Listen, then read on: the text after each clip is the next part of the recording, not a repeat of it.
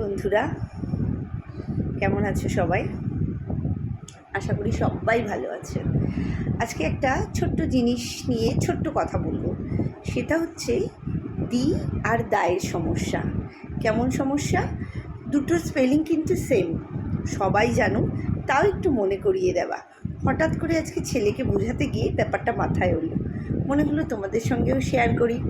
অনেকেই জানো, আবার অনেকে হয়তো হয় না, চর্চার নেই, মাথা থেকে বেরিয়ে গেছে, এই একটু মনে করিয়ে দেওয়া। ডি, দি, দা। এবার দি কখন প্রোনাউন্সিয়েশনটা হবে?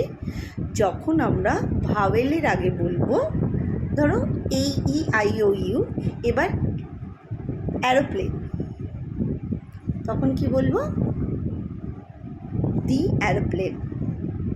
আর কনসোনেন্ট যেই ওয়ার্ডটা দিয়ে শুরু হচ্ছে, যেমন বল, মানে মানে কনসোনেন্টের যে কোনো লেটার দিয়ে কোনো ওয়ার্ড শুরু হলে সেটা হয়ে যাবে দা। এটাই পার্থক্য। আবার নেক্সট ভিডিওতে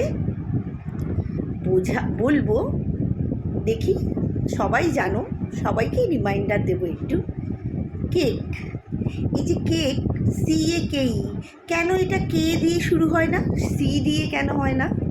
কেন কে, কে তো কে আসছে, কেন এটাকে আমরা সি লিখি, কে লিখি না?